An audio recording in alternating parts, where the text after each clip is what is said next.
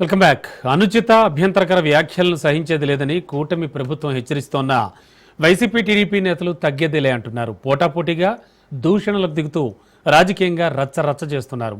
నగరిలో మాజీ మంత్రి రోజా సంచలన వ్యాఖ్యలు చేశారు.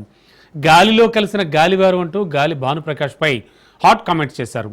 చెన్నై వెళితే చెన్నైలో పుట్టానని, పిఠాపురం వెళితే పిఠాపురంలో పుట్టానని ఇష్టం వచ్చినట్లుగా మాట్లాడుతున్నారని డిప్యూటీ సీఎం పవన్ కళ్యాణ్ ఉద్దేశించి వ్యాఖ్యలు చేశారు. ఆమె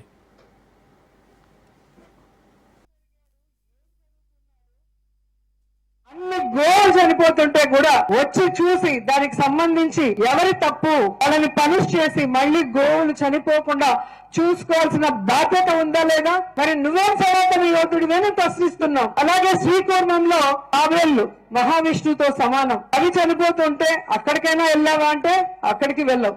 కానీ తమిళనాడుకి వెళ్తాడు. తమిళనాడుకి వెళ్ళి నేను తమిళనాడులో పుట్టా, తమిళనాడులో పెరిగినా, ఈయన ఎక్కడ పుట్టాడు, ఎక్కడ పెరిగాడు, ఏం చదువుకున్నాడు, ఎవరికి కన్ఫ్యూజ్ చేసేస్తాడు. గుంటూరుకి వెళ్ళినప్పుడు ఇక్కడే పుట్టానంటాడు, ఒంగోలుకి వెళ్తే ఇక్కడే పుట్టానంటాడు, పిఠాపురం వెళ్తే ఇక్కడే పుట్టానంటాడు, మొన్న తమిళనాడుకు పోయి ఇక్కడే పుట్టాను, తిరుత్తని మురుగడు నా అభిమాని, దేవుడే ఈయన అభిమాని అని చెప్పుకునే స్థాయికి ఆయనకి పిచ్చి ముదిరిపోయింది. ఆయన ఒక సినిమాలో డైలాగ్ చెప్పాడు, నాకు కొంచెం తిక్కుంది, దానికి ఒక లెక్క ఉంది అని. చంద్రబాబు నాయుడు బాగా లెక్కిస్తున్నట్టున్నాడు.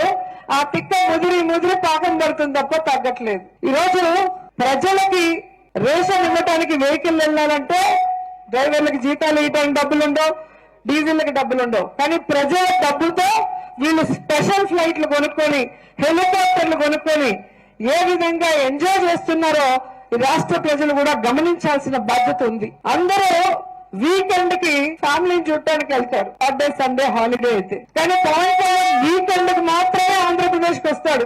అంతవరకు షూటింగ్ చేసుకుంటాడు, డబ్బింగ్ చేసుకుంటాడు, ఆయన కార్యక్రమాలు చేసుకుంటాడు.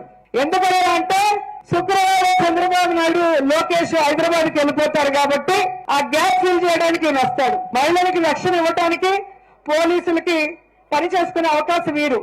ఎంతసేపు రెడ్ బుక్ రాజ్యాంగం, ఎవరి మీద కేసు పెడదామా, ఎవరిని లోపలేద్దామా, ఎవరిని కొడదామా, ఎవరిని బెదిరిద్దామా అని మీరు తెలుసుకోవాల్సింది రాష్ట్రంలో ఉన్న తెలుగుదేశం పార్టీ జనసేన నాయకులు తెలుసుకోవాలి. ఇప్పుడే అంటే హైదరాబాద్ కు పారిపోయే వాళ్ళు రేపు జగనన్న ప్రభుత్వం వస్తే వీళ్ళు హైదరాబాద్ కాదు అమెరికాకు పారిపోతారు.